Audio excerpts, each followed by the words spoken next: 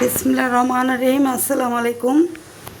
আমি আজকে আসলাম তোমাদের একটা রেসিপি নিয়ে, খুব দারুণ মজাদার হবে। এখানে বরবটি নিয়েছি আমি 250। এই যে এই ধনিয়া পাতা নিয়েছি। এই ধনিয়া পাতা খুব স্মেলটা খুব দারুণ আসে। কিছু কাঁচামরিচ, কিছু দেশি রসুন, কিছু দেশি পেঁয়াজ, এটা দিয়ে একটা খুব মজাদার ভর্তা হবে। তোমরা পাশে থাকো, আমি ফিরে আসছি।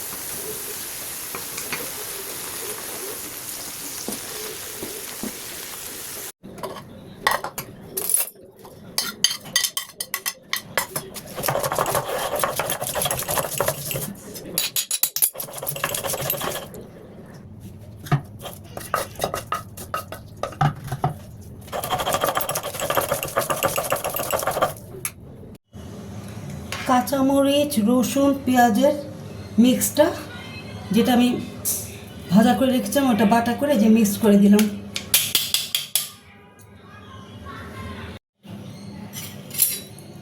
এখানে কাঁচামরিচ, রসুন, পেঁয়াজ, লবণ দিয়ে যেটা আমি ভাজাটা এখানে মিক্স করে দিচ্ছি।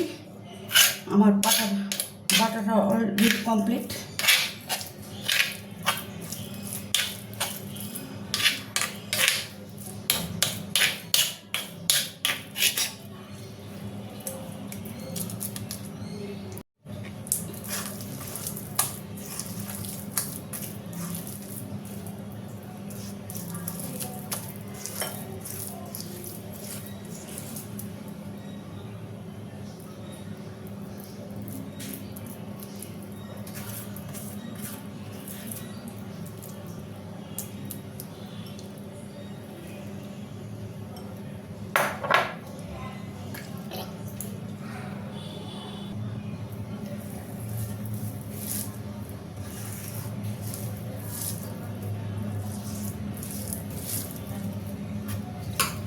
আগেকার দিনে দেখতাম আমার আম্মুরা, আমাদের বাঁধার লোক ছিল, একজন 14-15 বছর করে থাকতো, তাদের হাতে ভর্তা বানাতো এইভাবে করে। বলতো, আম্মা খালাম্মা খাবেন?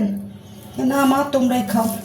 তো যাই হোক, আমি আজকে এইভাবে বানিয়েছি। আমি প্রায় মাঝে মাঝে বানাই। আমি রেসিপি করতে করতে শিখে গেছি কিছু ভর্তা বানানো। তা এখন আমি খেয়ে দেখাচ্ছি।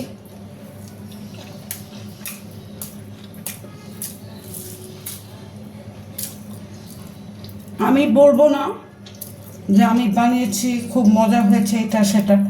আমরা সবাই রেসিপি ছাড়ি, কেউ বলি মজা হয়েছে, কেউ বলি টেস্টি, আমি দারুণ হয়েছে, কিন্তু আমি সেটা বলবো না। ঠিক এভাবে করে বানিয়ে যা যে ইনগ্রিডিয়েন্টস দিয়েছি, খেয়ে একবার কেমন লেগে ভালো লাগলে অবশ্যই আমাকে কমেন্টে জানাবেন। জবরদস্ত, একেবারে জবরদস্ত হয়েছে। Like, comment, share, please please subscribe me.